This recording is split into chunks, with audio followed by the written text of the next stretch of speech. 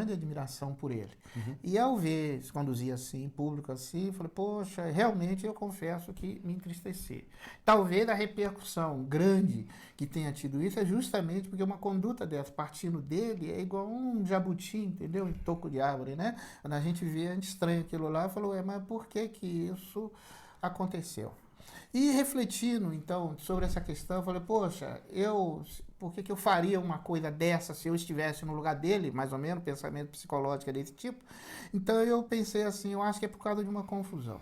Você tinha comentado comigo, e é público também, que ele tem um casamento chamado casamento aberto, né? De poliamor, em suma, esse tipo de coisa, né? Então isso tudo já é produto de uma confusão de 4 conceitos. Esses conceitos são de honra, de vergonha, de pudor e de fama. Vamos lá? Honra. Honra, vergonha, pudor e fama. A honra é um produto da parte mais elevada da alma, da parte intelectiva. Portanto, entendeu? imaterial. É imaterial e é uma coisa que procede, por exemplo, da parte mais elevada da alma. Por isso a gente chama de intelecto para caracterizar essa parte superior da alma.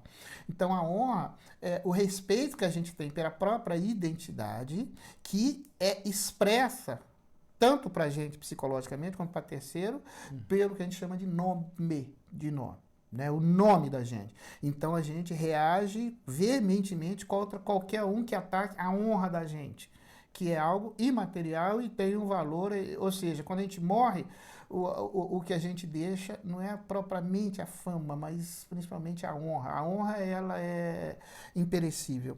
Já a vergonha já é uma coisa mais próxima da inteligência, sim, mas mais próxima do corpo. Eu tenho vergonha de me expor assim ou assado, certo? Isso não combina comigo, mas me cria uma vergonha mais, não tanto intelectual, mas muito mais psicológica e física. Por isso que ela está mais relacionada a vamos dizer, uma operação da inteligência mais próxima do corpo.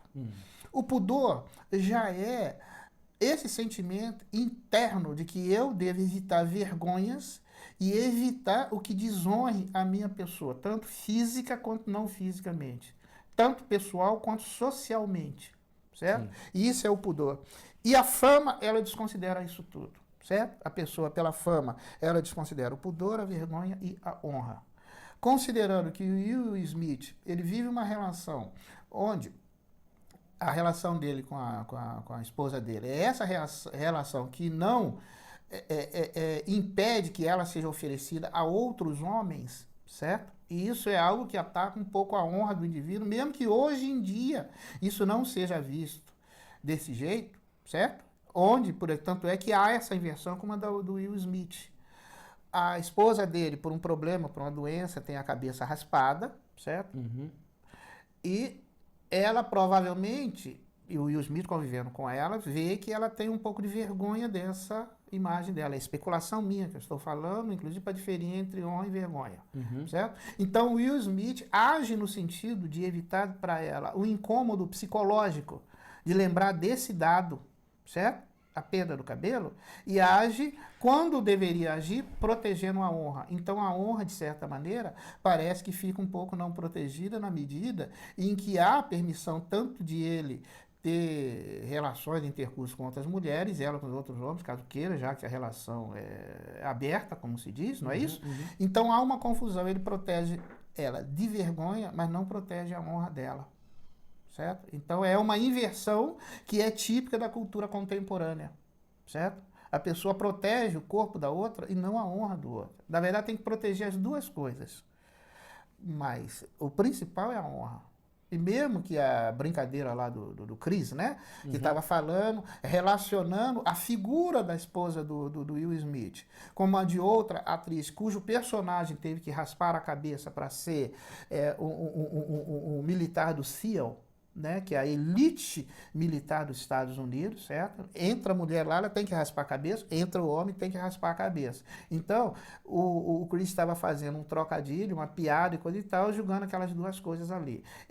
A esposa do Will Smith ficou um pouco constrangida, não porque porque o Chris estava atacando a honra dela, mas porque estava lembrando um dado que provoca vergonha, certo? Como é natural a mulher ter vergonha, por exemplo, há anos que vem sendo feita campanha, por exemplo, para não ficar olhando de maneira reprovadora, por exemplo, a mulher que tem câncer, que perde o cabelo, faz aquele tratamento bioquímico, cai o cabelo, então a mulher sente vergonha, porque a imagem física da mulher tem um peso muito maior do que a imagem física do homem para o homem. Né? Então o Chris não estava atacando a honra dela, estava brincando com a figura dela.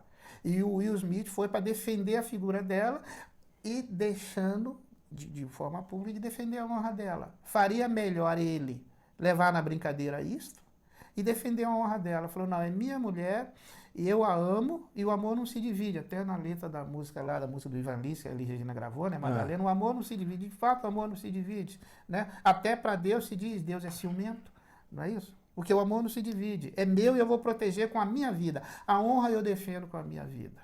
A vergonha, o leão de chácara defende porque é pago para defender.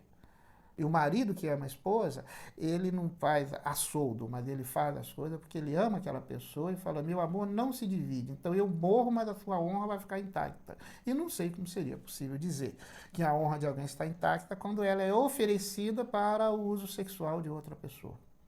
Isso daí pra mim é uma abominação, entendeu? Principalmente por causa do nosso caráter católico religioso, e vai dizer que 1 Coríntios capítulo 6, versículo 10, os adúlteros não herdarão o reino dos céus, né? Então isso daí já também configura um pecado, mas ficou aí o comentário do professor Joel.